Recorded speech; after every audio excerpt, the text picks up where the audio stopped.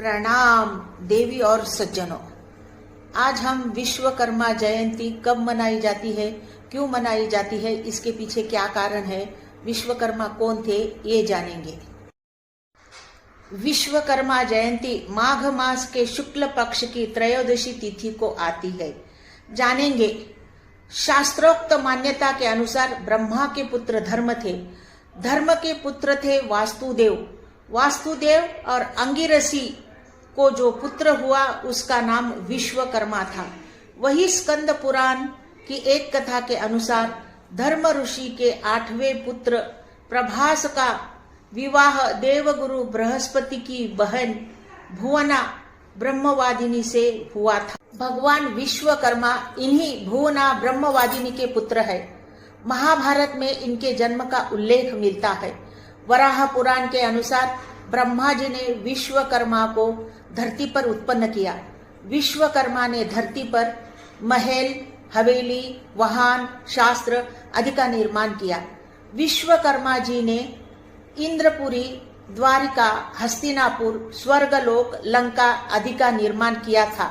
इसीलिए प्रत्येक वर्ष विश्वकर्मा जन्मोत्सव पर औजार, मशीनों और औद्योगिक इकाइयों की पूजा की जाती है। जगन्नाथपुरी में जगन्नाथ मंदिर का निर्माण, पुष्पक विमान का निर्माण, सभी देवताओं के महलों का निर्माण, कर्ण का कुंडल, विष्णु का सुदर्शन चक्र, भगवान शंकर का त्रिशूल आदि का भी निर्माण विश्वकर्मा के द्वारा ही किया हुआ माना जाता है। विश्वकर्मा की पुत्रों से उत्पन्न हुआ महान कुल राजा प्रियव्रत ने विश्वकर्मा की पुत्री बहिष्मति से विवाह किया था, जिससे अग्निघ्र, यज्ञबाहु, मेघतिथि आदि 10 पुत्र उत्पन्न हुए।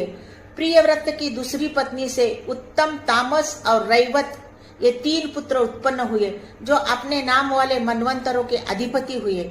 महाराज प्रियव्रत के 10 पुत्रों में से कवि, ये अलग नाम है कवि, महावीर, कवि और महावीर को एक मत करो, कवि ये नाम है, महावीर ये दूसरा नाम है, तथा सवन ये 3 नैष्ठिक ब्रह्मचारी थे और उन्होंने संन्यास धर्म ग्रहण किया था।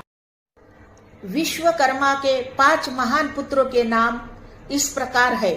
मनु, मय, त्वेष्टा, शिल्पी, यव, दैवेज्ञ नामक 5 पुत्र थे। ये पांचों वास्तु शिल्प की अलग अलग विधाओं में पारंगत थे।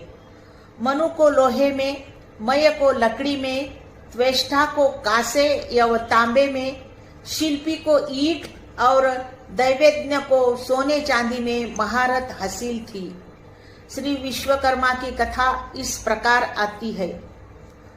सूत जी बोले, प्राचीन समय की बात है, मुनि विश्वामित्र के बुलावे पर मुनि और सन्यासी लोग एक स्थान पर एकत्र हुए। सभा करने के लिए सभी में मनु विश्वामित्र ने सभी को संबोधित किया। मुनि विश्वामित्र ने कहा कि हे मुनियों, आश्रमों में दुष्ट राक्षस यज्ञ करने वाले हमारे लोगों को अपना भोजन बना लेते हैं, यज्ञों को नष्ट कर देते हैं, जिसके कारण हमारे पूजा पाठ, ध्यान आदि में परेशानी हो रही है। इसलिए अब हमें तत्काल उनके कुकृत्यों से बचने का कोई उपाय अवश्य करना चाहिए। मुनि विश्वामित्र की बात को सुनकर वशिष्ठ मुनि कहने लगे कि एक बार पहले भी ऋषि मुनियों पर इस प्रकार का संकट आया था। उस समय हम सब मिलकर ब्रह्मा जी के पास गए थे। ब्रह्मा जी ने ऋषि मुनियों के संकट से छुटकारा पाने के लिए उपाय बताया था। ऋषि लोगों ने ध्यान पूर्वक वशिष्ठ मुनि की बातों को सुना और कहने लगे कि वशिष्ठ मुनि ने ठीक ही कहा है, हमें ब्रह्मदेव के ही शरण में जाना चाहिए। ऐसा सुन सब मुनियों ने स्वर्ग को प्रस्थान किया। मुनियों के इस प्रकार कष्ट को सुनकर ब्रह्मा जी को बड़ा आश्चर्य हुआ। ब्रह्मा जी कहने लगे कि हे मुनियों, राक्षसों से तो स्वर्ग में रहने वाले देवताओं की भी भय लगा रहता है, फिर मनुष्य का तो कहना ही क्या है, जो बुढ़ापे और मृत्यु के दुख में लिप्त रहते हैं। उन राक्षसों को नष्ट करने में श्री विश्वकर्मा ही समर्थ है। आप लोग विश्वकर्मा के शरण में जाइए। इस समय पृथ्वी पर अग्नि देवता के पुत्र मनु अगीरा यज्ञों में श्रेष्ठ पुरोहित है, जो श्री विश्वकर्मा के भक्त है। यही आपकी दुखों को दूर कर सकते हैं। इसीलिए हे मुनियों, आप उन्हीं के पास जाए। सूत जी बोले, ब्रह्मा जी के कथन के अनुसार मुनि लोग अगिरा ऋषि के पास पहुंचे।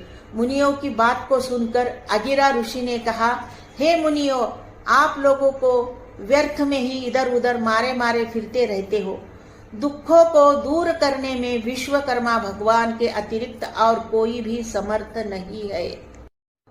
अमावस्या के दिन आप लोग अपने साधारण कर्मों को रोक कर भक्ति पूर्वक विश्वकर्मा कथा सुनो, उनकी उपासना करो। आपके सारे कष्टों को विश्वकर्मा भगवान अवश्य दूर करेंगे। महर्षि अगिरा की बातों को सुनकर सभी लोग अपने अपने आश्रमों में चले गए। तत्पश्चात अमावस्या के दिन मुनियों ने यज्ञ किया। यज्ञ में विश्वकर्मा भगवान का पूजन किया, श्री विश्वकर्मा कथा को सुना, जिसका परिणाम यह हुआ कि सारे राक्षस भस्म हो गए। यज्ञ विघ्न रहित हो गया, उसके सारे कष्ट दूर हो गए। जो मनुष्य भक्ति भाव से विश्वकर्मा भगवान की पूजा करता है, वह सुखों को प्राप्त करता है। ऐसे संसार में बड़े पद को प्राप्त करता है, यही कहना है। तो सज्जनों, कैसा लगा मेरा ये छोटा प्रयास? मेरे चैनल को सब्सक्राइब नहीं किया है तो सब्सक्राइब करो। कमेंट बॉक्स में जय विश्वकर्मा लिखना मत भूलना।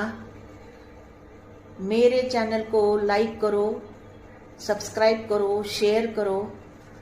धन्यवाद। श्री स्वामी समर्थ। जय जय स्वामी समर्थ।